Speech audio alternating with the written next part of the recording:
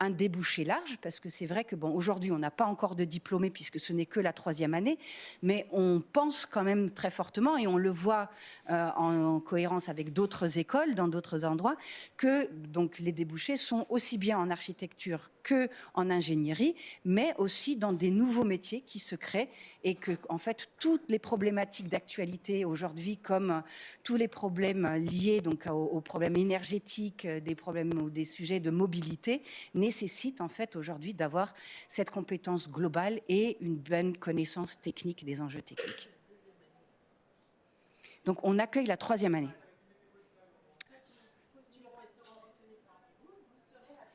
Voilà, donc la première année de lancement a été 2023.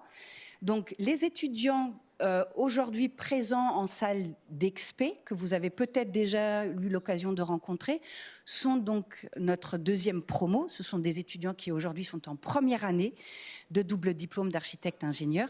C'est donc tous des étudiants qui étaient, comme les candidats que je peux voir ici, présents ici l'année dernière, comme vous, au stand, dans l'école, pour s'intéresser. Ils sont là aujourd'hui, donc je vous invite tous, et surtout les étudiants, les futurs candidats, à aller à l'issue de cette présentation en salle expé et à poser notamment toutes les questions un peu pratiques sur l'organisation, l'emploi du temps, la vie en première année de double diplôme à nos premières années en architecture ingénieur.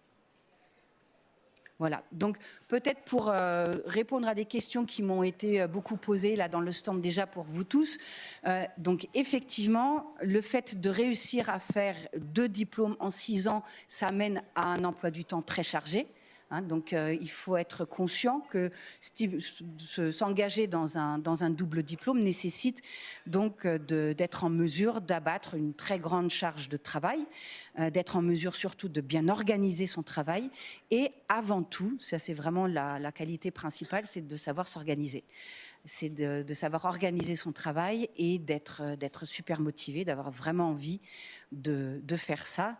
Nous, on le voit qu'effectivement, la motivation des jeunes candidats peut démultiplier parfois la compétence et la capacité de répondre à différentes exigences, parce que en fait, donc l'organisation des enseignements prévoit donc vraiment un enseignement qui est identique à un enseignement d'architecture si on faisait un cursus simple, et un enseignement d'ingénierie si on est en école d'ingénieur. La seule particularité, c'est cette première année de double cursus où l'enseignement de projet est fait un peu plus sur mesure, donc est spécifique au double diplôme, parce qu'il a la particularité de permettre l'organisation d'un emploi du temps en parallèle à l'enseignement donc des maths et des physiques pour intégrer donc la prépa intégrée en cette première année. Mais dès la 2e année du double diplôme, tout l'enseignement d'architecture également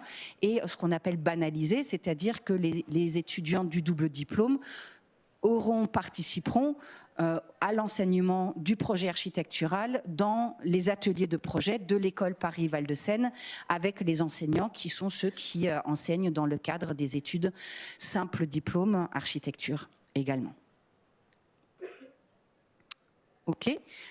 Est-ce que vous avez des questions ?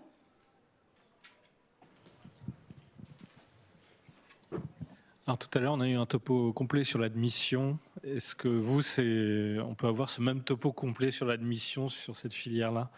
C'est-à-dire combien vous en prenez, combien vous êtes candidat, combien vous en prenez ? Alors, quel est l'algorithme qui vous permet de sélectionner les dossiers ? Ça, je ne peux pas vous dire parce que c'est pas moi qui le gère.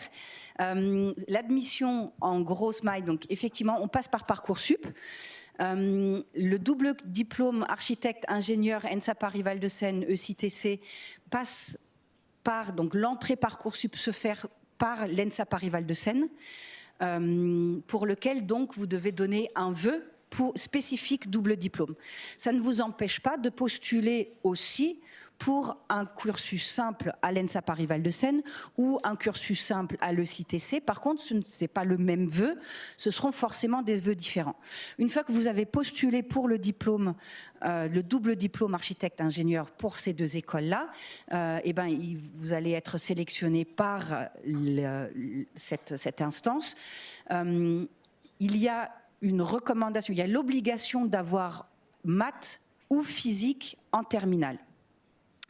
Ce qui n'est pas très contraignant, donc vous n'êtes pas obligé d'avoir les deux, mais un des deux est obligatoire. Nous, on vous incite quand même d'avoir les deux, dans la mesure où ce qu'on voit, c'est qu'une prépa intégrée en ingénieur, sans avoir fait de maths ou de physique pendant toute une année de terminale, c'est pas une mince affaire. Donc on reçoit quand même assez régulièrement en jury de sélection des candidats qui n'ont pas eu, en général ils ont gardé maths, ils ont laissé tomber la physique, ils peuvent tout à fait être admis, on les incite quand même de faire une remise à niveau, de préférence avant le démarrage, peut-être pendant les vacances d'été, avant l'arrivée, parce que ce qu'on voit, c'est qu'une fois que le double diplôme commence ou le double cursus démarre, eh ben, les maths et les physiques, c'est quand même dense. Et il y a toute la partie architecture également à faire à côté. Donc de partir avec un petit handicap, psychologiquement, c'est pas terrible. Donc il vaut mieux s'armer en fait de tout ce qu'on peut faire avant pour vraiment être assez serein et y arriver. Une fois que donc vous avez postulé sur Parcoursup, les écoles donc sélectionneront tous les dossiers qui rentrent dans les critères de sélection qui sont donnés. L'année dernière, donc on a eu 850 candidats. Qui donc du coup ont postulé à cette double formation. Entre le CITC et l'ENSA Paris-Val de Seine, on a refait une première sélection sur dossier, dans laquelle donc ce sont principalement des appréciations générales, les appréciations aussi des professeurs, des choses comme ça qui rentrent en compte pour en fait sortir à peu près. On a reçu 200 candidats en entretien. Et ces entretiens, c'est des jurys, c'est des entretiens de motivation qui, en général, ont lieu à l'ECTC, mais qui sont devant un jury de 2 personnes. C'est toujours un enseignant à ENSA Paris-Val de Seine et un enseignant à UCTC. C'est un entretien qui dure une vingtaine de minutes à peu près. Nous, en tant que jury, on dispose de vos dossiers, tout ce que vous avez déposé sur Parcoursup pour cette formation, y compris votre lettre de motivation et ce que vous avez pu donner, on le connaît, on vous reçoit et c'est un entretien pendant lequel en fait on teste principalement donc ce que nous on appelle le potentiel des candidats et ce qui forcément en ligne principale est la motivation de ces candidats pour la formation. Donc pour préparer ces entretiens, il n'y a pas forcément des choses à faire, mais évidemment si cette double formation vous intéresse, si vous avez pu faire des stages dans des domaines similaires, en agence d'architecture, en bureau d'études techniques, tout ce qui est en lien en fait avec votre candidature, tout ce qui montre que effectivement c'est quelque chose non seulement qui vous intéresse, mais pour lequel vous vous êtes quand même déjà aussi donné la peine de regarder ce que c'est.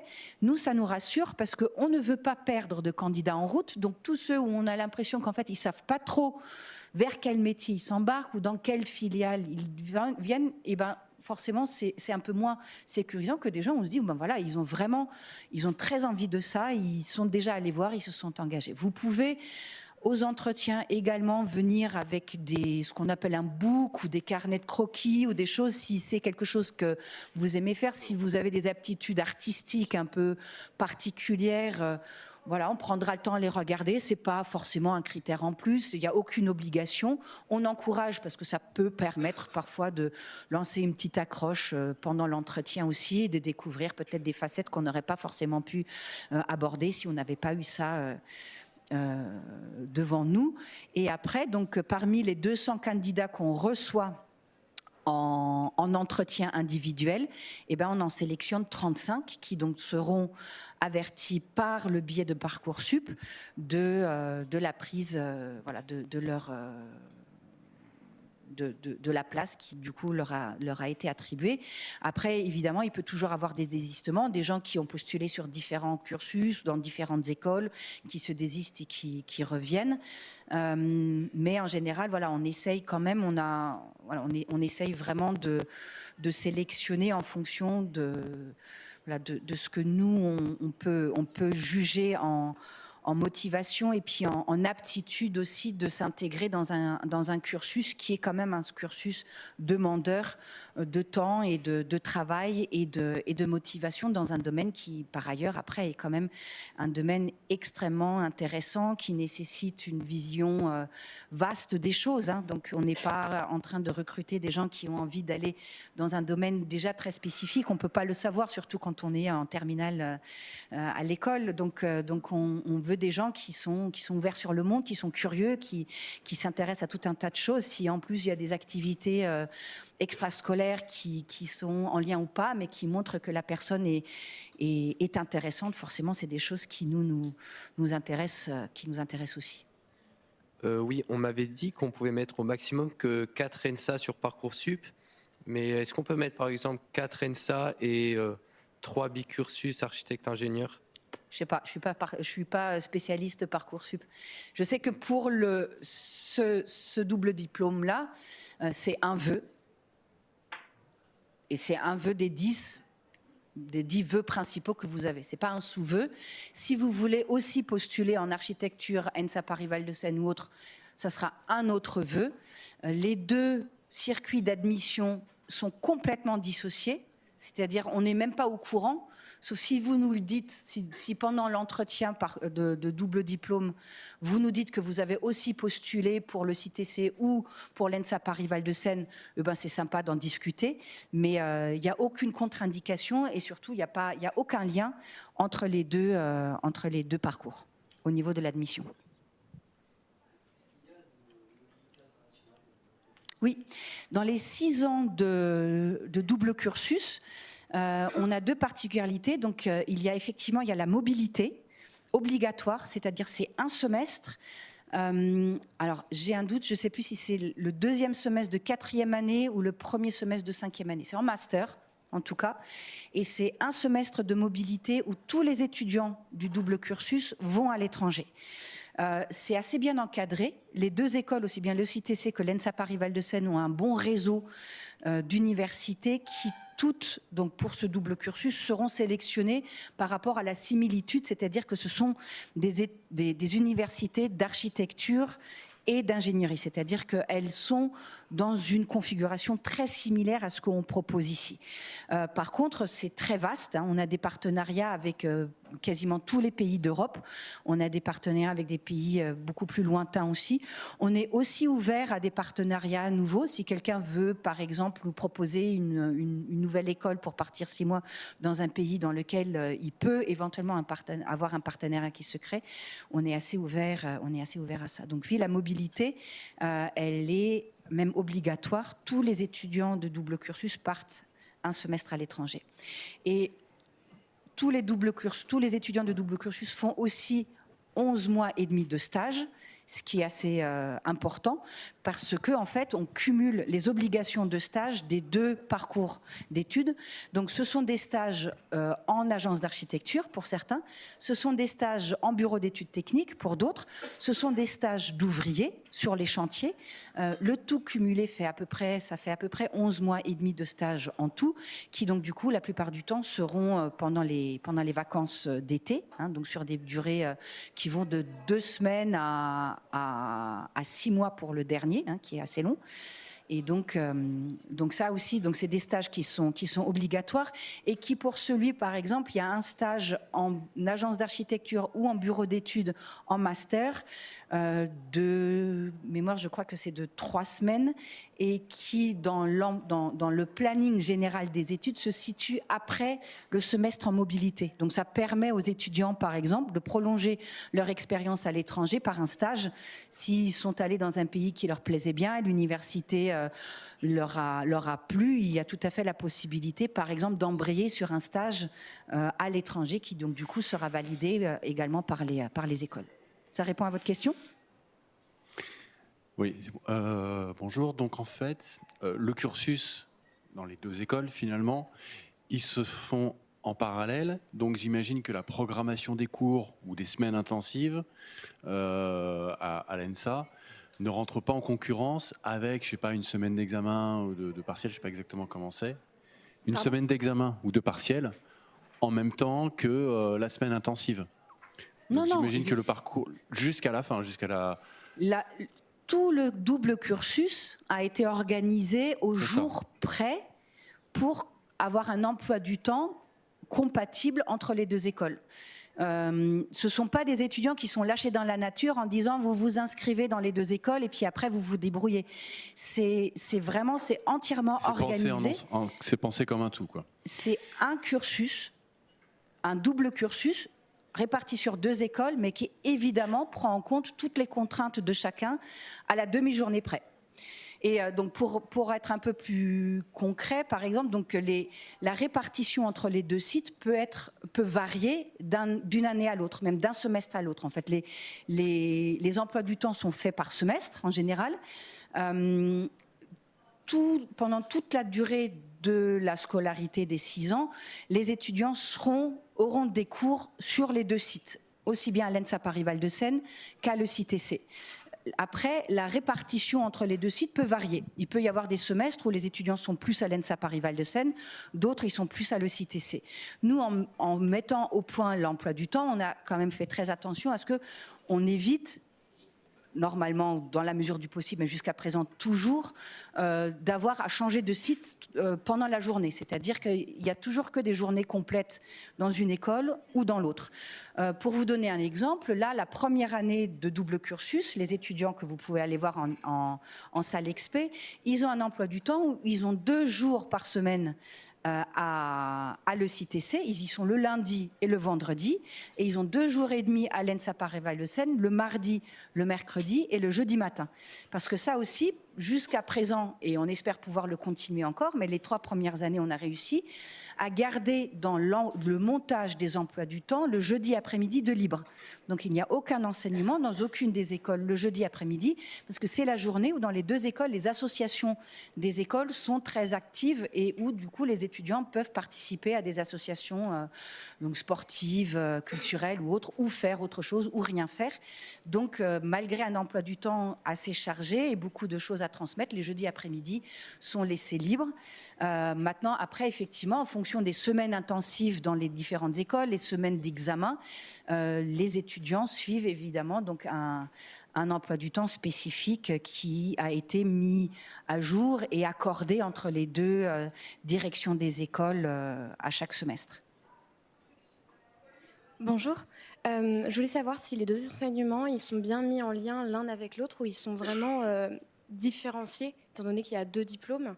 Et aussi, je voulais savoir si la partie ingénieur donc du bicursus, elle pouvait ressembler un peu à une prépa MPSI ou si c'est plus pratique que théorique.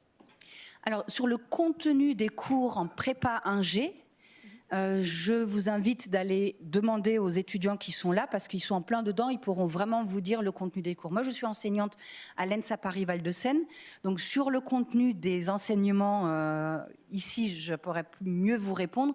Sur le contenu des enseignements maths, physique en prépa intégrée, je ne saurais pas forcément vous dire ce qui est transmis. Les étudiants peuvent le faire et sinon, je vous invite tous, si vous êtes intéressés par ce double diplôme, c'est d'aller à la journée porte ouverte de l'ECTC qui a lieu le 8 février, donc c'est samedi prochain, je pense, donc le 8 février à Arcueil. Donc il y a la même organisation de journée porte ouverte à l'ECTC et eux, ils sauront vous répondre donc de manière très précise et spécifique sur les enseignements de l'école d'ingénieurs. Et sur la première partie de ta question, c'était quoi le lien entre les deux ? En ingénieur et en architecture, ils sont mis en lien, donc ils sont reliés. Par exemple, on va savoir que en ingénieur, on va apprendre, par exemple, bon, j'ai pas d'exemple qui me viennent, mais on va apprendre la résistance d'un matériau. Et est-ce que du coup ça va être mis en lien avec notre Alors notre approche on essaye de le faire dans la mesure du possible. Très honnêtement, pour l'instant, on arrive à le faire, mais pas encore sur autant de choses qu'on souhaiterait. C'est lié aussi au fait que là, comme ça va être la 3e année, on n'a que la première et la 2e année qui pour l'instant ont été enseignées, et eux du côté ingé, l'enseignement, c'est quand même beaucoup de maths et beaucoup de physique. Donc, il n'y a pas encore beaucoup d'enseignements qui vont être des enseignements d'ingénieurs de la construction. Donc, c'est en fait plutôt à partir de la deuxième, voire de la troisième année, qu'on commence à avoir des enseignements côté ingé qui peuvent réellement être mis en lien avec les enseignements architecture. Mais on le met en place, on essaye notamment, effectivement, donc pour te donner un exemple précis, il y a un enseignement de topographie à l'ECTC en première année, deuxième semestre de la première année, où effectivement, ils vont sur le terrain faire des TD de topographie pour faire des relevés de terrain. Et nous, en tant qu'enseignants de projet de première année, on a décidé de choisir le même site que celui sur lequel va avoir lieu le travail de topographie pour faire le projet architectural. Donc en fait, les étudiants, ils vont pouvoir faire le relevé à l'ECTC, apprendre la topographie sur un set pour lequel, après, ils vont construire la maquette pour pouvoir faire le projet architectural à l'ENSA Paris-Val de Seine sur la partie architecture. Donc oui, on essaye de lier et de créer ce qu'on appelle de la transversalité le plus possible. Maintenant, bon, c'est quand même deux écoles et deux domaines différents. Donc, je pense qu'il y a encore beaucoup d'améliorations à faire aussi à ce niveau-là. Et on va avancer là-dessus aussi dans les années à venir.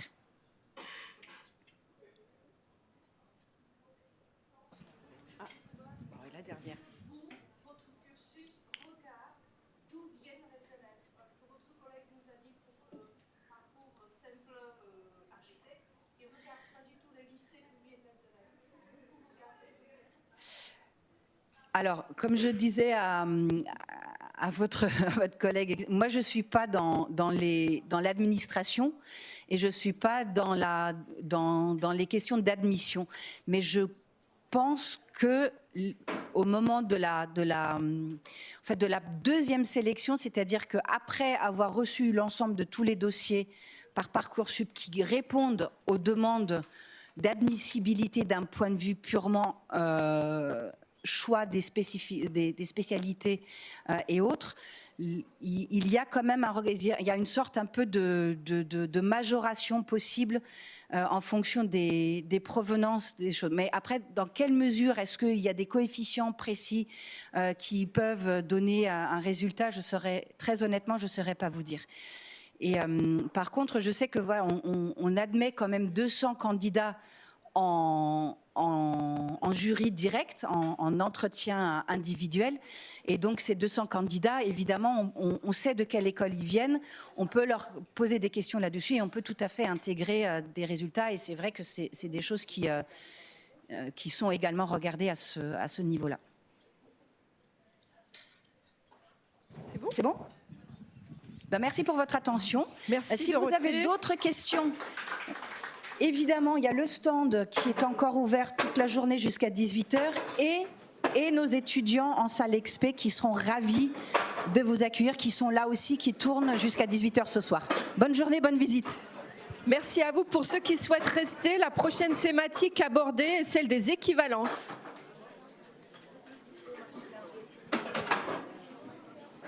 Et toi, c'est quoi ?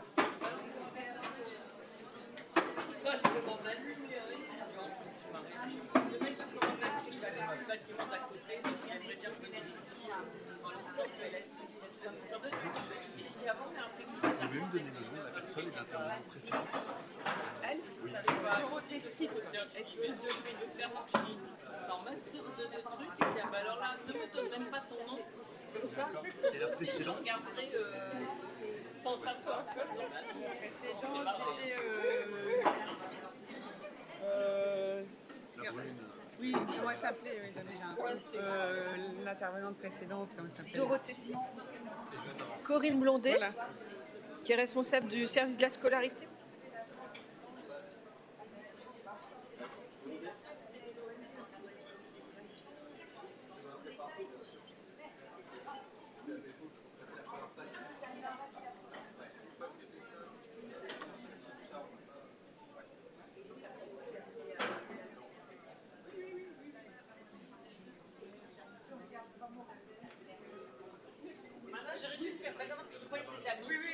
J'ai voulu en envoyer un, il les a tous renvoyés. Au revoir, bonne visite.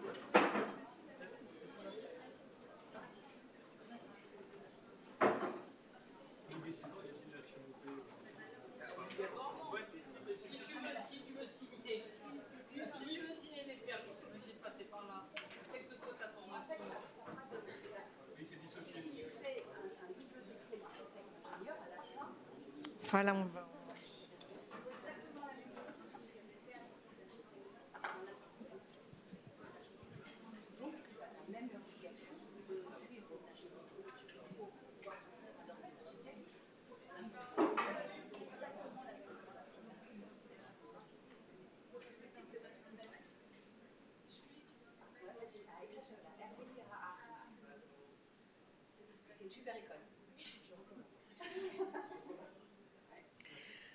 On va maintenant aborder la thématique des équivalences. Pour ceux qui souhaitent continuer à poser des questions sur le double cursus, je vous invite à suivre Dorothée au stand dans le hall.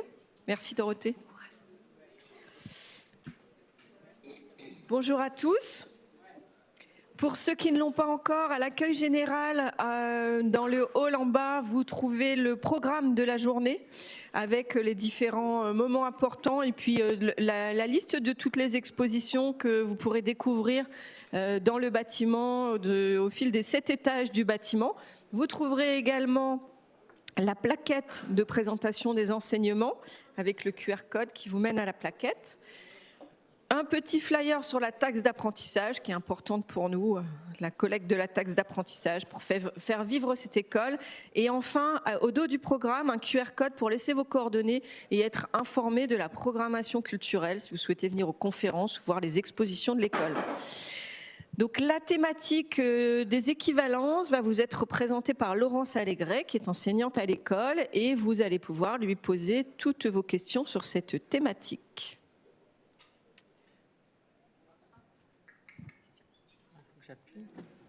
Peut-être c'est bon là, ouais. Bonjour à tous. Bon, il y en a que je reconnais, à qui j'ai parlé tout à l'heure dans le stand. Qu'est-ce que je pourrais vous dire? J'ai envie de vous dire que c'est compliqué parce que je sais qu'il y a beaucoup de déçus. Et quand même, sachez qu'il y a énormément de demandes pour entrer en équivalence depuis des formations diverses et variées, mais plutôt des cursus design espace en règle générale, d'écoles parisiennes et d'écoles de province, d'écoles du sud de la France, et puis des BTS de lycées, je ne sais plus comment ça s'appelle, avec tous les noms qui changent. Malheureusement, on a, comme vous pouvez le comprendre, un effectif qui est relativement constant, sinon on ne pourrait pas programmer nos enseignements.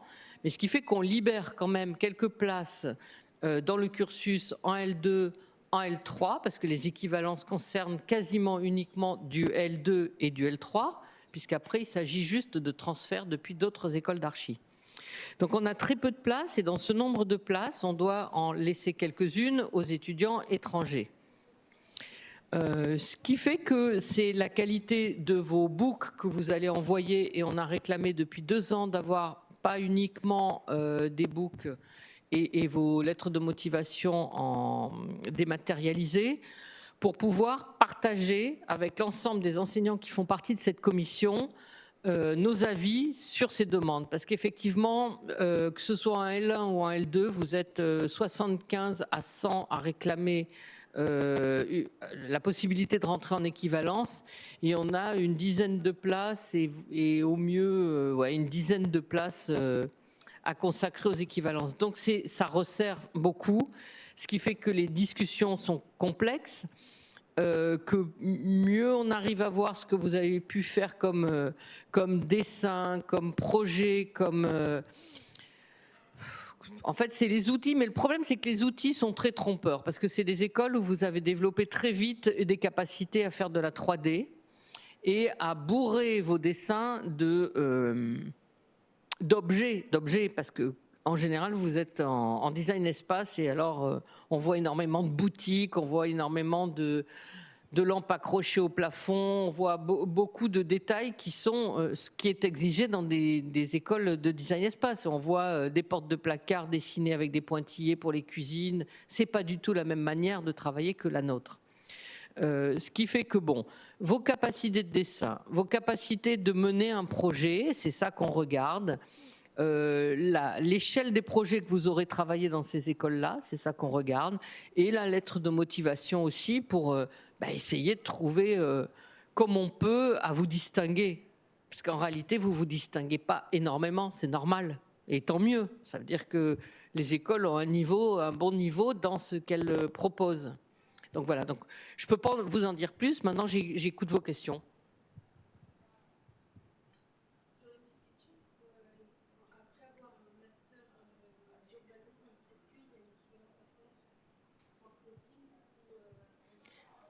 Un master d'urbanisme, malheureusement, on connaît très très bien. Ce qui va se passer, c'est qu'il faut que tu soumettes en équivalence en L2, par exemple, et encore, hein, c'est limite, hein, parce que même la formation de base de L1, mais il n'y a pas d'équivalence en L1. Donc, si tu as vraiment la passion de l'architecture, moi je serais toi, j'envoie 2 dossiers, ça dépend de ton âge. 1 en Parcoursup pour voir ce que ça donne. 2 en équivalence en L2. Et ce qui fait qu'après, on regarde un petit peu ça. Et la seule chose qui peut arriver quand on a fait un cursus à l'université, c'est qu'au cours des études, vous pouvez négocier avec l'administration, avec les enseignants, des matières que vous aurez déjà suivies, que ce soit de l'histoire, de la géographie, de l'urbanisme, à un moment donné du cursus, de vous retirer des ECTS à faire parce que le prof considérera que vous avez pris beaucoup plus de cours du sujet donné que celui qu'on va dispenser ici. Donc c'est au fil de l'eau, une fois qu'on est rentré, on peut négocier en disant mais moi j'ai fait 2 ans d'urba, j'ai déjà traité ce type de problématique et je sais dessiner à cette échelle et cette échelle. C'est un problème aussi d'échelle, c'est de questionnement mais d'échelle. Donc il y a des cours de sociaux que vous avez dû faire ou des cours... Bon ben là après il faut les négocier au coup par coup au cours de vos études pour vous alléger un peu des enseignements généraux. Et par ailleurs, pouvoir mettre un peu plus le paquet sur l'enseignement du projet ou le dessin, parce que là, vous seriez défaillant à ce niveau-là un petit peu. Oui.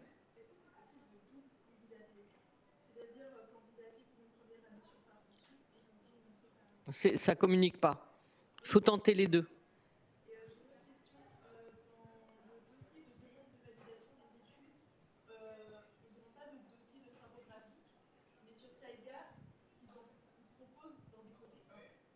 Attends, qu'est-ce que tu appelles le dossier les dossiers d'équivalence?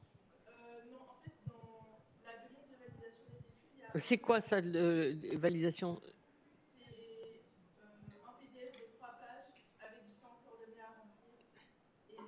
Ah non, non, mais il y a toujours un book, hein, sinon nous, on ne sait pas. Ah non, non, il y a toujours un book. Je ne sais pas comment c'est formulé.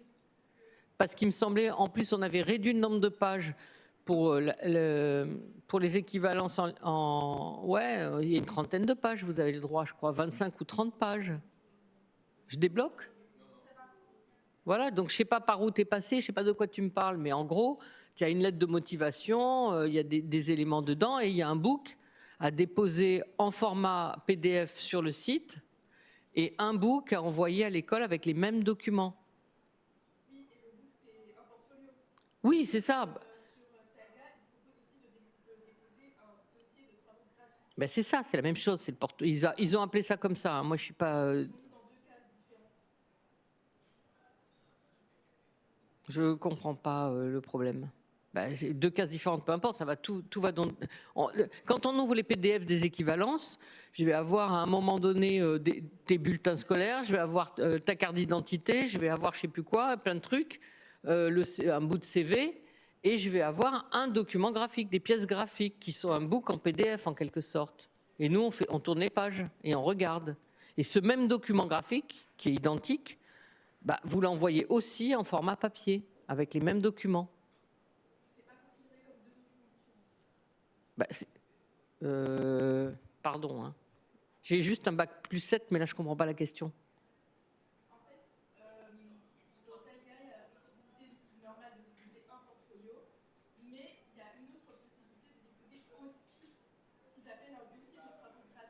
Mais c'est le portfolio.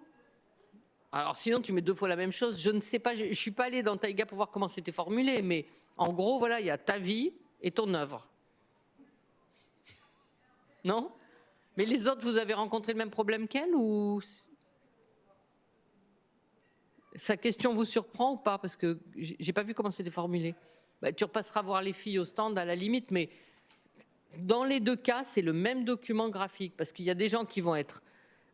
ailleurs pour observer et mettre les appréciations sur votre dossier et on est une batterie de profs à se réunir à l'école avec le format papier pour discuter ensemble. Et on récupère les avis de tous les experts qui vont regarder vos dossiers. Voilà. Donc l'essentiel, c'est qu'on ait les documents.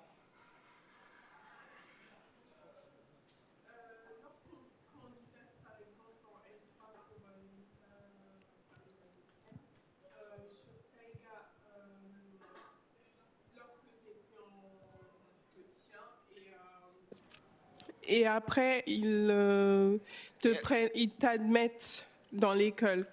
J'aimerais savoir si ils ont s'ils peuvent t'admettre en première année, si c'est l'école qui décide. Si tu es admise en première année, en deuxième année ou en troisième année. Peut-être ma question, elle est mal formulée. Oui, alors, en gros, si vous avez la possibilité de pouvoir répondre dans Parcoursup pour essayer une entrée en première année, oui, vous le faites. Vous mettez vos dossiers scolaires. C'est Parcoursup qui va prendre la meilleure des moyennes entre votre baccalauréat ou le bulletin que vous allez mettre de votre bac plus 1 ou votre bac plus 2. Et donc, à partir de là, soit vous passez à travers Parcoursup et on vous auditionne à l'oral pour rentrer en première année. Si donc tu as fait 1 an ou 2 ans ou 3 ans dans une autre école, tu peux prétendre à une équivalence pour rentrer en L2, voire en L3. Oui. Nous, on a très peu de place, mais de temps en temps, on regarde les dossiers en L3 parce que tu auras candidaté aussi par le circuit équivalence. Donc, oui. C'est pour ça que je dis il faut faire les deux quand vous avez la possibilité de pouvoir le faire. Quand on ne trouverait pas chaussure à notre pied pour de l'équivalence L2, on propose à des... C'est mieux quand vous cochez même les deux ou que dans votre lettre c'est dit. On propose à des gens en L3 qui demandent que le L3 ou les deux de leur dire OK en L2. OK, très bien. Du coup, on peut... Enfin, OK si on a de la place, mais on peut, nous, vous proposer, vous avez demandé du L3, on n'a pas la place, on ne peut pas le faire.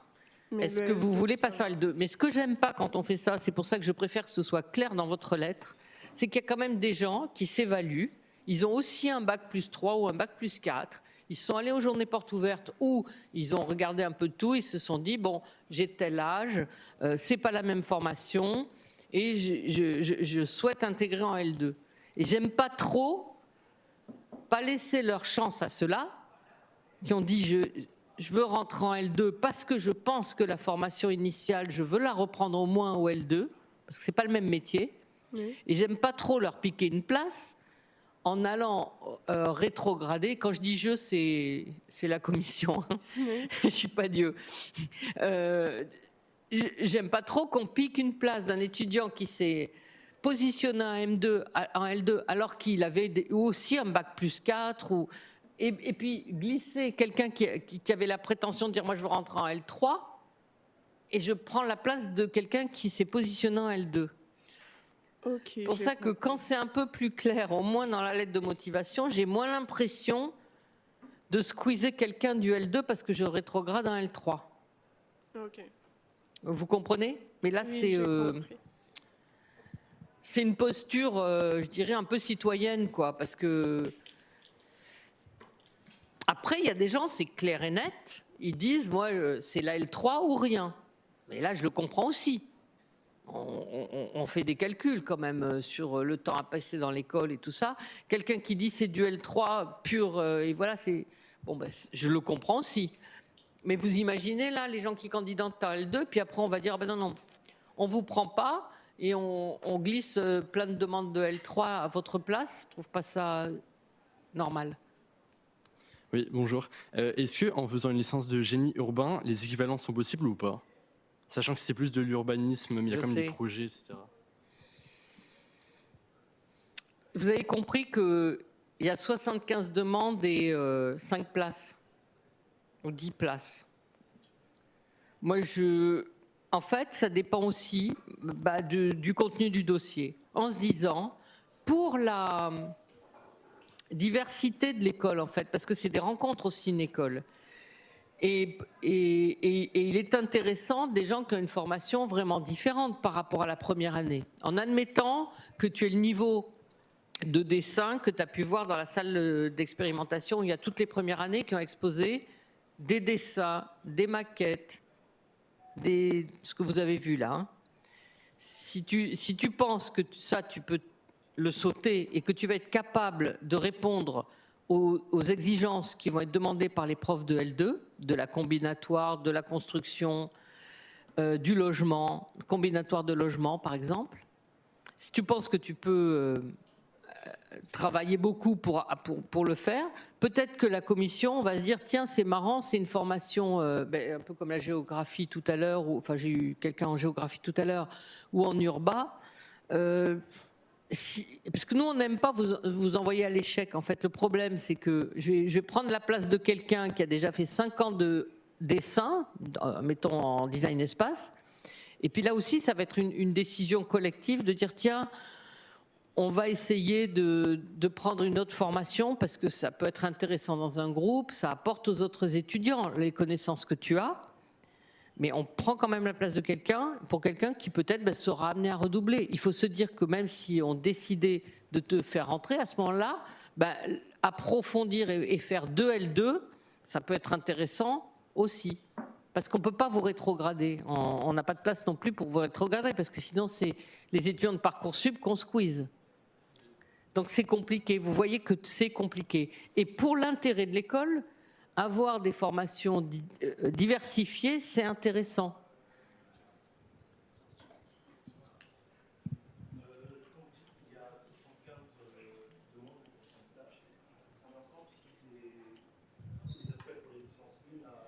Oui, en gros, hein, j'ai ressorti mon tableau de l'année dernière, c'est pour ça, parce que il est un peu déprimant, mais après, quand on fait partie de ceux qui sont retenus, ouais, c'est ça. Bah voilà, il y a une année, j'avais 100 candidats en L2 équivalence en 2022 et en L3 75. C'est pour ça que je vous dis, c'est de cet ordre-là. Ça a un peu baissé l'année dernière parce qu'il y avait les dossiers papier. Et il y a des gens qui ont baissé les bras, ils n'ont peut-être pas envoyé les dossiers papier. C'est un petit peu plus bas. Et au mieux, je dirais, s'il y a maxi 10 places à chaque fois, c'est ça le truc. Donc, parce que vous avez dit par exemple avec quelqu'un qui a une licence, plutôt un master en design d'espace, et si on va prendre le cas que c'est une personne maintenant qui a un bachelor en design d'espace et qui voudrait se projeter pour une licence 3 en archi. Oui. Et qui pense qu'il peut peut-être, il pense qu'il peut assurer, mais selon votre expérience par exemple, ce serait quoi la meilleure option pour ce candidat-là? Est-ce que ce sera la licence 3 directe ou moi, je pense que c'est la licence 2, mais il y en a qui arrivent en licence 3. Hein. Le problème, c'est qu'on a très peu de retours parce qu'il n'y a personne à l'école qui travaille sur les retours. C'est-à-dire combien de temps vous mettez à faire vos études quand vous enquillez une licence 3 et que ça passe jusqu'au diplôme. Est-ce que vous le faites en 3 ans ou est-ce que vous mettez 1 an ou 2 ans de plus? Et ça, je n'ai pas ce retour-là qui serait très intéressant, mais il n'y a personne qui veut travailler là-dessus. On n'a pas... Non, mais c'est ça, on n'a pas le temps. Enfin, à l'administration, on n'a pas le temps. Et puis, vous comprenez bien qu'on parle de 5 à 10 cas. Donc, mais cette vision, je n'arrive pas à la voir vraiment. En revanche, des profs de licence 3 qui me disent « Laurence, qu'est-ce que vous avez foutu à la commission d'équivalence pour m'envoyer des gens qui ne savent pas faire ce qu'on leur demande en licence 3 ?» Donc, j'ai plutôt le bureau des pleurs, souvent. C'est pour ça que je me méfie. Mais il y a des étudiants qui vont passer, mais tranquilles, sans que personne s'aperçoive qu'ils sont rentrés en équivalence. C'est ça qui est miraculeux. Mais ça dépend tellement de chaque étudiant, là. ce qui va beaucoup plus déterminer l'état de l'étudiant, ça va être ce qu'il va présenter dans son book. Oui. C'est ce qui va être présenté dans son book et notre attitude aussi de dire on ne va pas prendre, si on en prend 5 ou 10, parce qu'on va se battre pour augmenter un peu cet effectif, mais il y a des écoles où on sait que il y a des enseignements qui sont un peu plus proches que les nôtres. Et là aussi, on essaie de pondérer parce qu'on ne va pas créer une filière. En fait, voilà. Je lutte pour qu'il n'y ait pas une création de filière de quelqu'un qui a fait, mettons, l'école, comment elle s'appelle, de la ville de Paris, là, des collaborateurs d'architectes de la ville de Paris. qui est une école intéressante, qui est très difficile pour rentrer dedans, qui je ne sais pas pourquoi, si historiquement a beaucoup utilisé des enseignants des ENSA de Paris, et ce qui fait qu'une grande partie de leur enseignement correspond un peu au nôtre. Et quand on regarde leur book, on se dit, bah oui, ils vont y arriver plus facilement que les autres. Mais comme je vous le disais tout à l'heure, il y a aussi une attitude d'école. L'attitude de l'école est de dire on ne va pas siphonner ou faire comme si on rentre dans l'école des collaborateurs d'architectes de la ville de Paris parce qu'on a un peu plus de chances de rentrer dans une école d'archi. Donc on essaie de prendre des étudiants de plusieurs écoles différentes. Et c'est pour ça que j'aimerais bien avoir des statistiques au bout du compte. Parce que ça me permettrait de travailler plus finement.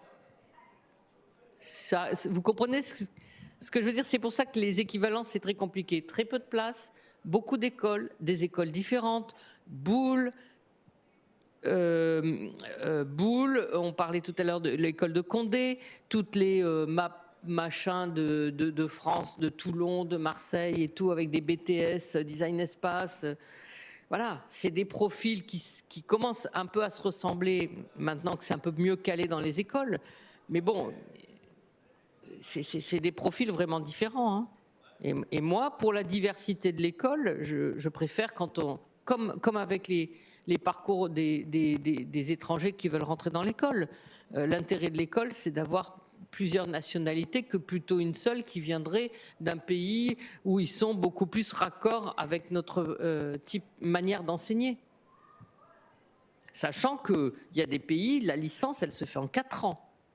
Je parlais tout à l'heure avec une étudiante de l'Équateur, sa licence en archi même, je crois que c'était 4 ou 5 ans, c'est-à-dire ça n'a rien à voir avec nous.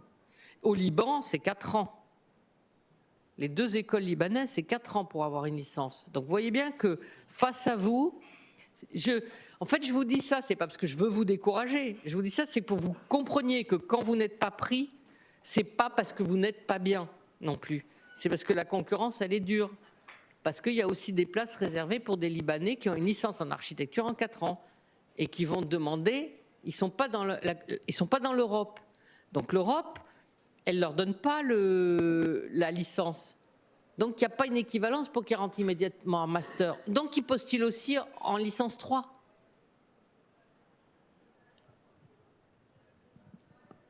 Vous comprenez? Et je pense pour autant qu'il faut tenter sa chance, même si ça prend un peu de temps, même s'il faut faire le book.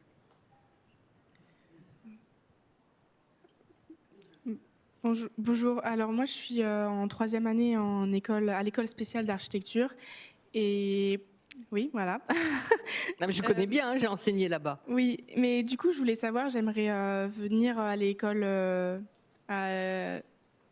d'architecture de Paris-Val-de-Seine pour réaliser mon master. Et je voulais savoir si c'était faisable ou s'il fallait plutôt que je demande la L3 pour ensuite continuer mon cursus à l'école. Qu'est-ce que vous en pensez, vous? Il faut que juste de diplomatie, là.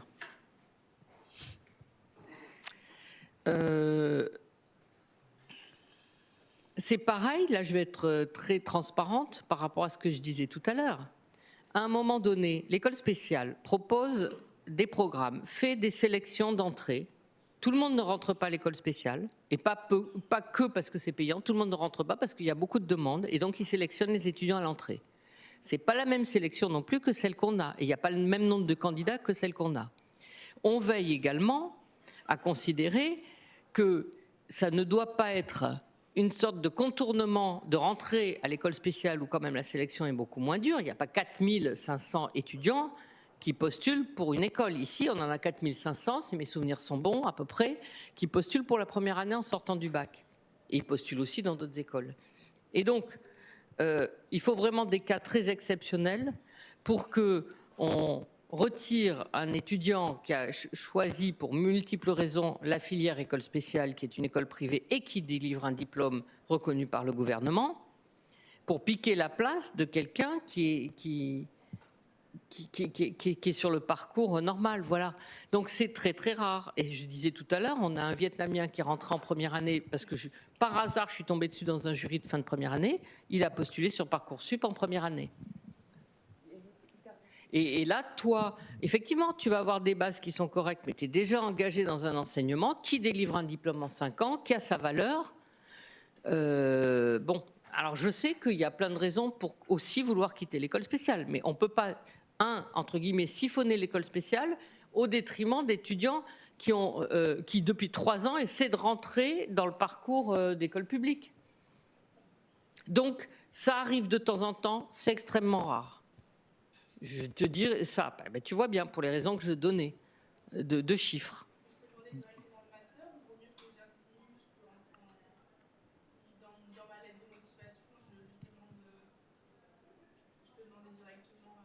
Tu peux, en fait, il y a plus de places en master pour entrer en équivalence. Enfin, c'est un transfert en quelque sorte. Hein. L'école spéciale, c'est une équivalence transfert parce que ta licence, elle est reconnue. Que quand je vous dis que là, il y a 100 personnes qui veulent rentrer en L3 et que j'ai 10 places. Tu vois ? Excusez-moi, à gauche, en 2 secondes, vous, en master, oui. Vous avez combien de places et combien de demandes à peu près ? En quoi ? Parce qu'il n'y a pas d'équivalence. En transfert, pardon. Ah, en transfert, on doit avoir 20 ou... attends.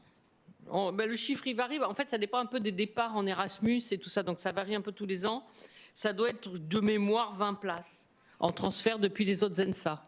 C'est pas de l'équivalence, c'est du transfert. Ouais. Et ce qui compte, c'est aussi le book ? Ah ben, bien sûr. Très bien. Toutes les écoles ne se valent pas. Si, mais c'est le book et on n'a pas beaucoup de place, mais c'est pareil, on essaie quand même de répondre à l'attente des étudiants qui sont à Marseille, Toulon, Rennes et qui veulent venir faire leur master à Paris pour 2 raisons, soit pour venir à Paris, soit parce qu'ils sont tombés amoureux d'un domaine d'études d'une école parisienne. Donc on le comprend, on a très peu de place et il y a pas mal de demandes. Hein. Alors là, en transfert, je l'ai marqué, je sais pas où j'ai mis ce truc, transfert. Bon, en M1, c'est de l'ordre de 60 demandes de transfert. Et je dirais que, ouais, il y a un peu autour de 20 places. Merci Laurence. On va clore cette session thématique concernant les équivalences. Merci à tous de l'avoir suivi. La prochaine session concerne les doubles diplômes internationaux. Si vous souhaitez rester, vous êtes évidemment les bienvenus. Si vous avez des questions qui vous reviennent par rapport aux équivalences, Laurence sera sur le stand dans le hall équivalence.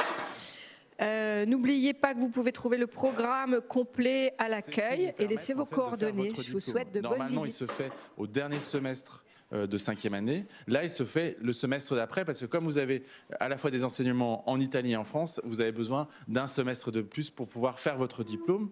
Et votre diplôme, il est double en fait. À la fois, vous allez le soutenir ici et vous allez le soutenir en Italie. Donc ça a une valeur vraiment ajoutée par rapport à votre parcours parce que vous serez diplômé dans les 2 pays. Ce qui est intéressant aussi, c'est que du coup, vous allez rencontrer une autre manière de faire l'architecture en Italie. Le Politecnico à Milan, c'est une très très grande école. Il y a 8000 étudiants en architecture, mais il y a aussi d'autres étudiants dans d'autres formations plus techniques, parce que c'est une école polytechnique. Et dans ce qui vous est proposé, c'est bon, vous allez pouvoir choisir vos enseignements, mais il y a 2 branches intéressantes. Il y a une branche qui est plutôt sur la question de l'urbanisme, le territoire, le paysage, donc vraiment à plus grande échelle, et sur aussi un enseignement plus classique de l'architecture, et même de l'architecture plus sur le design intérieur, avec tout le savoir-faire aussi au Politecnico sur le design en Italie. Donc c'est un peu les 2 formations proposées. Et après, il y a un ensemble de cours que vous pourrez choisir librement pour faire votre cursus. Ce qui est intéressant, du coup, c'est aussi que le cursus là-bas, vous pouvez choisir 2 langues. En fait, il y a un cursus qui est possible en italien, mais il y en a un autre aussi qui est en anglais. Donc en fait, avec vraiment beaucoup d'étudiants en Politecnico qui viennent de l'étranger. Donc c'est aussi, vous serez brassé dans une culture internationale et avec une visibilité aussi internationale parce que l'école du Politecnico est aujourd'hui assez bien notée et en tout cas vous permettra aussi plus tard d'accéder peut-être à l'international à d'autres à des emplois plus facilement. Donc c'est vraiment une plus-value. Donc c'est vrai qu'il y a un effort un peu supplémentaire parce qu'il y a un semestre de plus, mais on voit que ça porte ses fruits.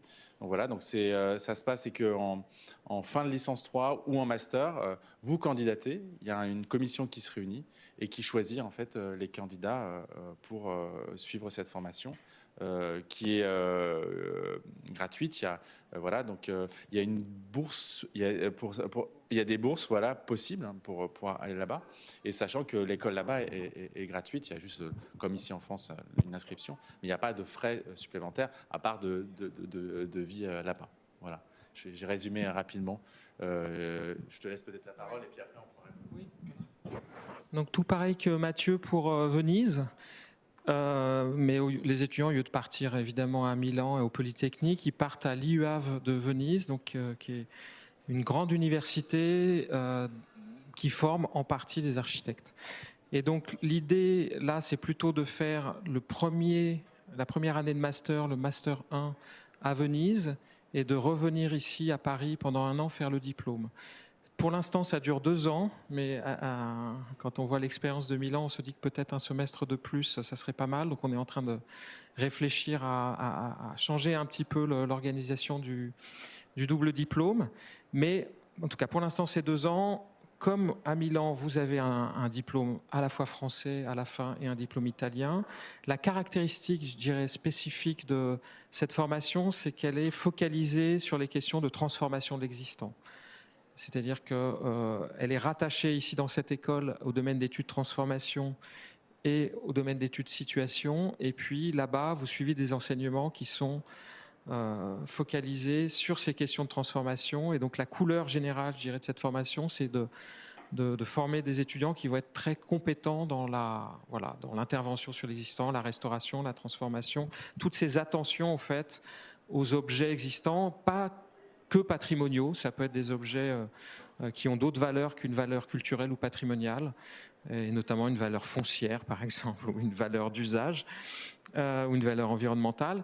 Et donc on a cette formation qui dure 2 ans et qui ouvre après des perspectives pour aller à Chaillot ou faire un DSA à Belleville, ou en tout cas c'est des étudiants assez formés et assez structurés pour poursuivre dans cette voie. Et alors pourquoi on le fait à Venise? Parce que évidemment Venise est en Italie une des villes principales pour parler de ces questions-là. Je fais peut-être une méga incise sur ce que c'est que la formation d'architecture en Europe. Grosso modo, vous avez la formation d'architecte, elle est en Europe soit rattachée au Polytechnique, et donc c'est plutôt une entrée technique, la formation, ou à l'université, donc c'est plutôt une entrée culturelle. En France, on est un peu différent. Nous, c'est rattaché aux Beaux-Arts. Donc, c'est la figure de l'artiste. Et ce qui est très intéressant, moi, je trouve, dans ces doubles formations, c'est ce que Mathieu a commencé à dire, c'est que les étudiants en France, ils sont plutôt formés ils sont plutôt formés dans un environnement où la figure de l'artiste architecte est très valorisée. Et quand ils partent à l'étranger, en Erasmus ou en double diplôme, ils rencontrent d'autres types de formations. Et l'IUAV, c'est l'université.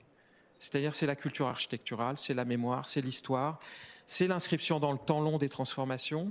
Et donc ils ont, en sortant, non seulement un double diplôme, mais ils ont une double culture architecturale.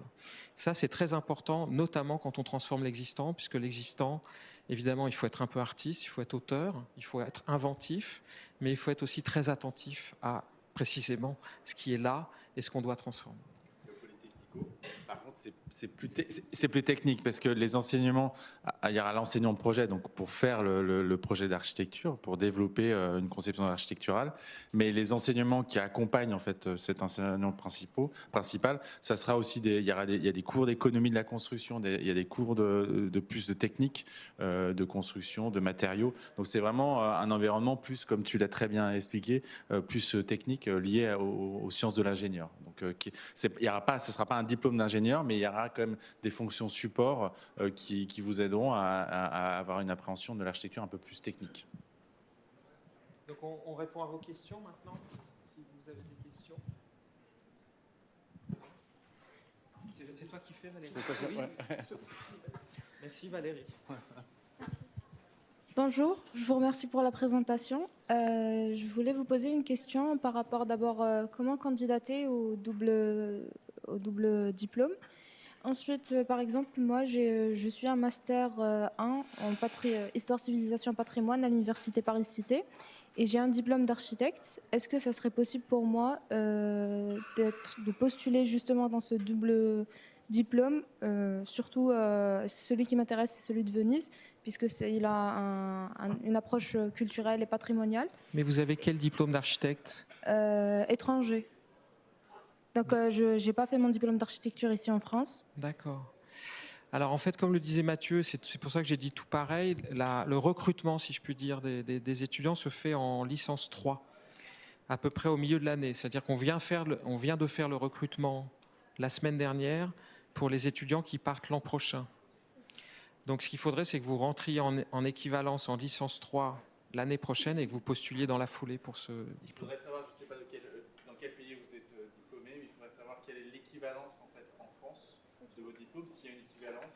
Et s'il n'y a pas une équivalence, vous allez avoir une équivalence en termes de niveau d'études en fait. Donc ça, il faudrait vraiment se rapprocher de l'administration pour savoir, et là du coup pour savoir quelle est l'équivalence. Et donc à partir de ce moment-là, si vous avez l'équivalence, par exemple licence 3, bah, vous pouvez candidater. Il y a un petit dossier de candidature avec une lettre de motivation, un portfolio de vos travaux. Et puis, donc nous, on fait partie tous les deux de la commission. On analyse en fait avec un certain nombre de critères les candidatures et puis on choisit les candidats qui seront reçus. D'accord, merci, je vous remercie. Est-ce qu'il y a d'autres questions ?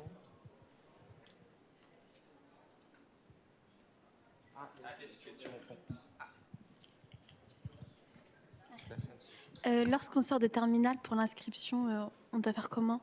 C'est sur Parcoursup?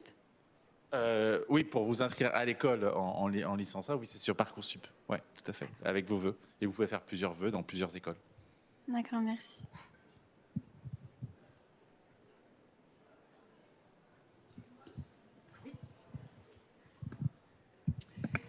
Merci pour votre intervention. Pour candidater, quel est le niveau d'anglais demandé en fait pour intégrer ces doubles cursus? Alors, je sais, toi, c'est pareil, non? Moi, je sais plus quel. C'est quoi? C'est B2 ou C1? C'est un équivalent B2 ou C1. Ça, vous pouvez aller sur le site de l'école. Donc, vous cherchez double diplôme polytechnico ou double diplôme UAV, et là vous allez à tous les critères un peu techniques. Mais c'est en gros B2C1. Pour Venise, on est plus attaché à la pratique de l'italien, parce qu'il y a très très peu de cours en anglais, et que l'idée c'est de découvrir la culture italienne, y compris sa langue. Donc on regarde le niveau d'anglais, mais c'est vraiment le niveau d'italien qui prime. Et ici, à l'école, il y a des cours d'italien en licence qui préparent à ça. Et donc si vous avez envie, vous rentrez en licence 1, de partir en master 1, donc 2 ou 3 ans plus tard à Venise, vous vous inscrivez en italien, vous montrez que vous êtes engagé dans cette perspective, et on sera très attentif à la maîtrise de la langue. C'est très important ça, parce que c'est des cours en Italie assez complexes, parce que c'est beaucoup lié aux techniques de restauration et notamment la compréhension des pathologies avec un vocabulaire technique. Et donc c'est pas mal d'avoir quelques bases d'italien. Alors je sais plus si c'est A1, A2, mais on regarde en tout cas ça attentivement, mais l'anglais pas tellement pour l'Italie. Je suis en train de chercher. Bonjour, je suis arrivée un petit peu en retard, du coup j'ai pas écouté les 5 premières minutes. Pour les doubles diplômes internationaux, il n'y a que l'Italie, enfin vous proposez que l'Italie ou il y a d'autres pays? Alors je crois qu'en France, c'est quelque chose d'assez nouveau, hein, les doubles diplômes internationaux, et je crois qu'en France il n'y en a même pas 8. Et donc il y en a 2 dans cette école pour l'instant, qui sont Milan et Venise.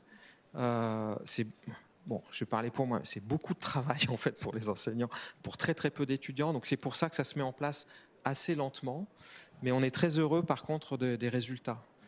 Et si vous voulez des diplômes avec d'autres pays européens, il faut aller malheureusement dans d'autres écoles. L'Asie? Alors je ne sais pas pour l'Asie. L'Asie. Après, il y a des formations où dans cycle master où vous avez un enseignement sur un semestre où il y a des partenariats, mais c'est pas diplômant dans le pays. À ma connaissance, un double diplôme avec l'Asie. En tout cas, pas ici, ça c'est sûr. Et c'est vrai que, si je reviens sur l'encadrement, c'est que nous, en tant que coordinateurs, on est d'autres aussi, des enseignants, on est plusieurs à coordonner. On passe beaucoup de temps aussi à vous accompagner, aussi à vous aider à choisir les bons enseignements. Voilà. Ce qui est un peu différent, c'est que vous, c'est très, c'est sur une thématique très précise. Au Polytechnico, vous pouvez choisir tous les enseignants vraiment le parcours que vous voulez faire, mais on attache, on développe de plus en plus un parcours vraiment dédié et pour savoir à quels enseignants vous devez aller et comment après les enseignants du diplôme vont dialoguer, parce que vous aurez un directeur ou une directrice de diplôme en France et un directeur ou une directrice de diplôme au Polytechnico. Après, il y a des formations. C'est ce qui est très différent aussi c'est par rapport à l'Erasmus, parce que vous pouvez aussi dans vos études faire 6 mois, 1 an à l'étranger avec des programmes Erasmus ou d'autres programmes à l'étranger, en Asie ou en Amérique. Là, c'est pendant un semestre, vous suivez des cours, mais c'est pas diplômant. C'est une valeur ajoutée, mais vous n'avez pas un diplôme de l'école par la suite. Mais ici, il y a des enseignements avec la Chine, il y a des enseignements qui sont liés à l'Asie, mais qui ne sont pas diplômants. Et juste une petite question, je ne sais pas si vous pouvez répondre aux questions de mobilité, mais du coup, si je vais faire une mobilité en Asie, par exemple en Corée du Sud, est-ce que vous savez s'il faut savoir parler la langue ou ils demandent juste l'anglais pour... C'est une bonne question. J'ai une étudiante qui est actuellement à Séoul. Je ne sais pas. C'est sur l'anglais. Évidemment, je pense qu'il faut avoir un bon niveau d'anglais. Je pense qu'elle suit des cours en anglais. Mais il faut vérifier. Je pense qu'il faut faire formation par formation, école par école, ce qui est demandé en fait Donc il y a par rapport au programme. On ne peut pas donner une réponse générale. Mais peut-être, je vais dire un mot, pourquoi on ne peut pas donner de réponse générale? Parce qu'en fait, à chaque pays, une culture administrative, une culture architecturale différente, et rien que de monter le double diplôme et de construire la convention, nous, ça nous a pris pratiquement 2 ans pour se mettre d'accord sur les termes et bien se comprendre. Donc, en fait, vous nous posez une question qui sort du cadre de double, et on ne sait pas trop comment vous répondre. Donc il faut vous rapprocher des relations internationales, Alexis Decanque, Sophie Garus, tout ça, qui vont pouvoir vous aiguiller. Nous, on est vraiment focalisés sur la pédagogie. Voilà. C'est pas la partie vraiment pédagogique, ouais. Monter justement le programme. Donc, parce qu'il y a beaucoup de conventions derrière pour avoir exactement les équivalences, parce qu'à la fin, vous allez avoir 2 diplômes en fait. Ouais. Il faut que vous ayez les prérequis en français et les prérequis italiens. Ouais. Voilà, et les prérequis en plus de 2 écoles. Exactement. Je dis par exemple une chose toute simple. En France, on doit faire 300 heures de stage en master. En Italie, il faut faire 150 heures. Mais en Italie, il faut faire les 150 heures avant la soutenance du diplôme, alors qu'en France, on peut les faire après la soutenance du diplôme. Et on reçoit son diplôme une fois qu'on a validé ces 300 heures de stage. C'est 2 mois à peu près, 300 heures de stage. Vous voyez bien qu'il a fallu se mettre d'accord sur comment on faisait. Donc, par exemple, pour l'Italie, pour Venise, il faut avoir fait 150 heures avant la soutenance du diplôme, quoi qu'il arrive. Mais en tout, il faut faire 300 heures. Et puis, il y a une autre à Venise, je connais moins, mais déjà, même entre 2 écoles italiennes, c'est pas tout à fait pareil. Au Polytechnico, ici en France, en master, vous allez à la fois le diplôme d'architecture, donc votre travail de fin d'études, donc vous allez concevoir un projet, mais en parallèle, vous allez aussi avoir un mémoire de master. C'est-à-dire que vous allez développer de mémoire de recherche master, comme une thèse de master en fait, que vous allez faire sur 1 an et demi. Donc c'est un autre projet.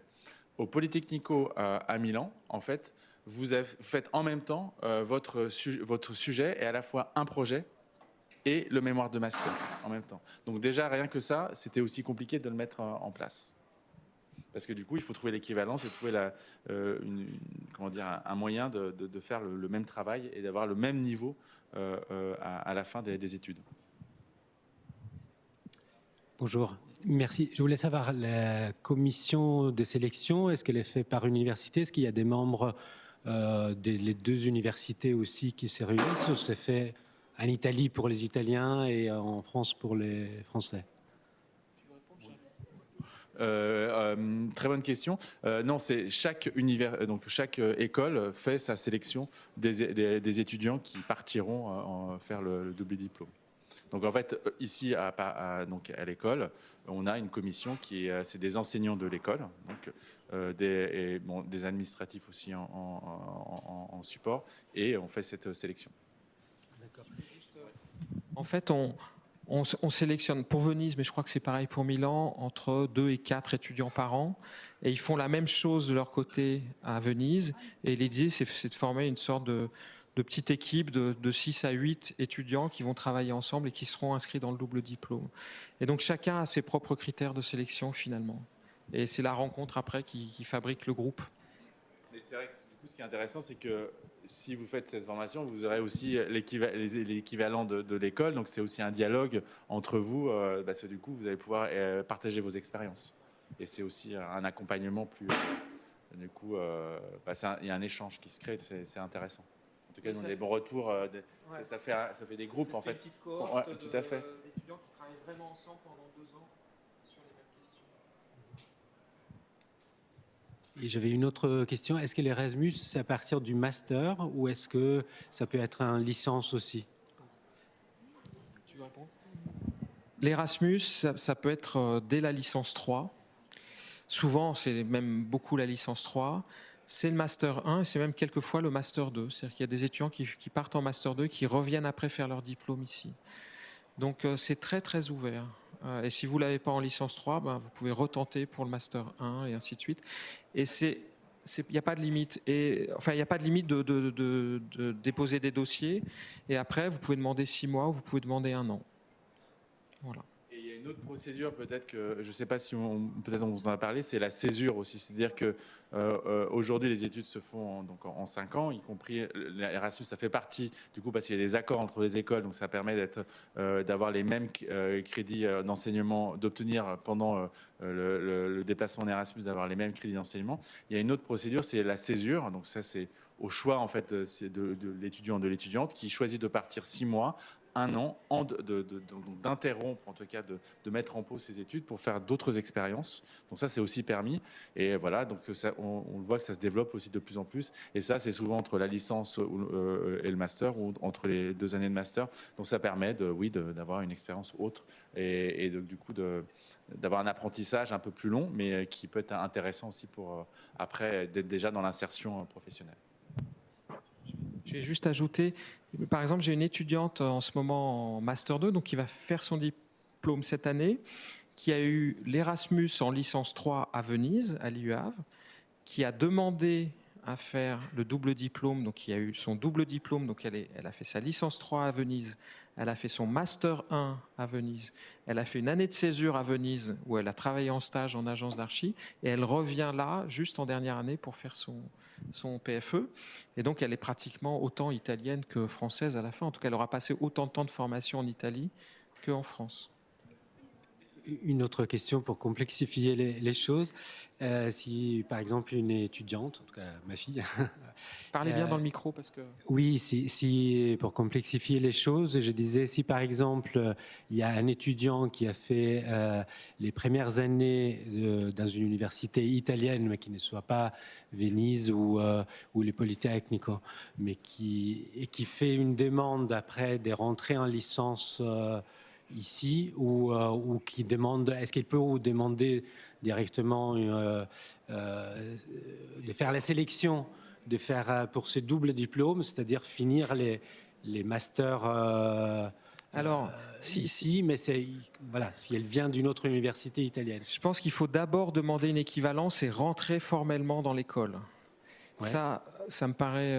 parce que sinon, ça veut dire n'importe quel étudiant étranger pourrait venir et puis rentrer directement en double diplôme. En fait, nous, les doubles diplômes, ils sont d'abord pour les étudiants de notre école. Ouais. Donc formellement, il faut rentrer dans l'école, et commencer à travailler, et après, n'importe quel étudiant inscrit dans l'école, il peut demander à faire un double diplôme ou un Erasmus et repartir.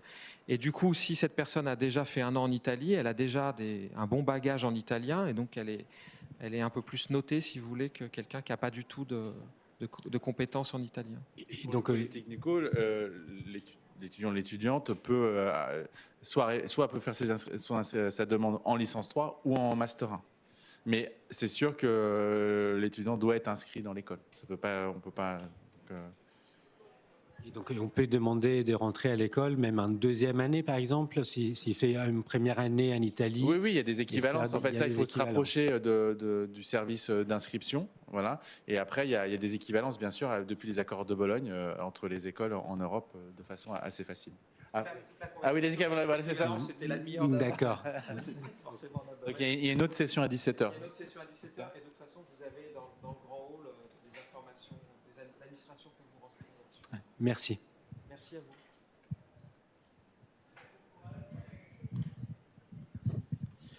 Bonjour. Vous disiez qu'un double diplôme ouvre des perspectives en termes d'insertion professionnelle à l'international. Est-ce que ça signifie qu'avec un diplôme d'architecture uniquement français, entre guillemets, le champ est plus resserré si l'on veut mener une carrière à l'étranger en termes de formation et de titres également sur son CV qui permettrait d'intégrer des agences ailleurs qu'en France? Pas du tout. Non, le diplôme français... Moi, je suis diplômé français, je suis allé à l'étranger travailler, même j'ai fait mon stage de fin d'études à l'étranger.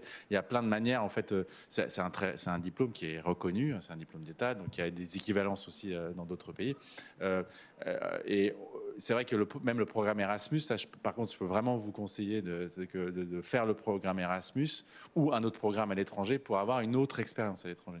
Je pense qu'aujourd'hui, c'est vraiment capital. Après, c'est un peu le choix, en fait, de vous dans votre parcours. Est-ce que vous voulez, à un moment donné, aller travailler à l'étranger? En tout cas, même moi, j'ai beaucoup d'étudiants ou après de jeunes architectes qui font la habilitation à maîtrise d'œuvre, qui vont à l'étranger, en fait. Donc ça, non, il n'y a pas de sujet. C'est-à-dire que le double diplôme apporte encore une autre corde, entre guillemets, à votre arc, pour si vous voulez développer un projet professionnel à l'étranger. Voilà, c'est un apport en plus. Mais l'Erasmus, c'est très bien aussi. Par exemple, je ne sais pas, un Erasmus aux États-Unis ou en Asie, si vous souhaitez vous orienter vers ces pays-là, c'est un pied justement dans ce pays de commencer à comprendre comment ça fonctionne. Voilà. Et après, vous pouvez aussi basculer sur d'autres formations en cours, surtout en Europe. C'est-à-dire, par exemple, vous pouvez faire votre licence en France et puis à un moment donné, décider de partir. J'ai aussi un étudiant qui était parti à Oslo étudier à l'étranger et finir son cursus à l'étranger. Donc il y a aussi plein de passerelles. Je veux dire, chaque année, en avançant dans les études, on peut faire évoluer. Donc non, le diplôme est... En fait, peut-être qu'on a une vision déformée en France, compte tenu du fait que les diplômes ont l'air très importants pour être recrutés quelque part. Ce n'est pas le cas dans les autres pays du monde où c'est beaucoup l'expérience professionnelle qui compte d'abord, la qualité du book, les engagements divers et variés. Vous n'êtes pas formé que dans les écoles ou les universités. Mais c'est vrai, comme disait Mathieu, ça donne un petit plus, ça colore votre formation. Et donc, si vous voulez aller vers, par exemple, je vais prêcher pour... Ma petite chapelle vénitienne, si vous voulez aller vers la transformation de l'existant, c'est sûr que c'est pas mal de faire le double diplôme et de partir à Venise parce que ça élargit votre palette de connaissances. Si vous voulez construire des ouvrages d'art complexes dans des situations sismiques, c'est pas chez nous qu'il faut aller. Voilà. C'est juste, chacun doit construire sa propre formation d'une certaine manière, choisir les enseignements qui vont le conforter dans la direction qu'il souhaite déjà construire de sa propre carrière. Et si vous êtes attaché à ces questions de transformation, de compréhension de l'existence, c'est sûr que le double diplôme, c'est une sorte d'accélérateur.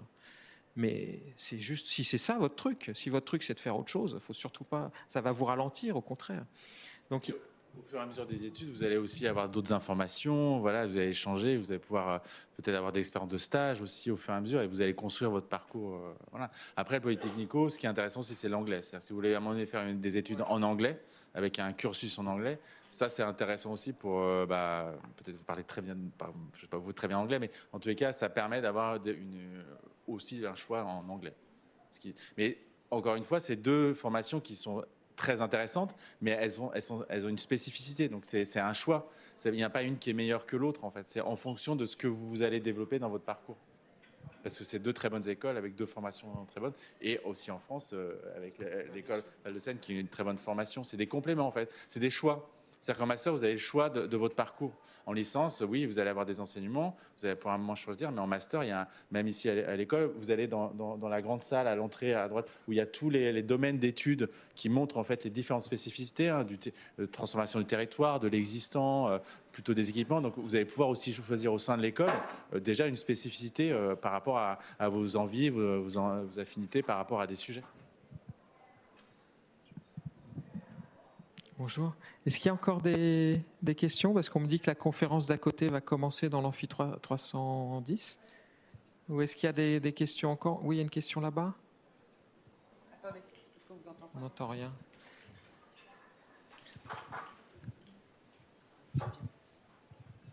C'est juste par rapport aux alternances, comment ça se passe en fait? Alors, ça arrive quelle année Si vous voulez être alternant et en même temps en double diplôme, ça va être compliqué. Vous avez dit quoi? Pardon? Si vous voulez faire une alternance, vous posez la question pour les doubles diplômes ou une question sur les alternances? Sur l'alternance. Mais Alors l'alternance, en c'est pas architecture. cette question, c'est à 17h la prochaine. Elle était à 13h, de 13h à 13h30 et la prochaine est à 17h. D'accord.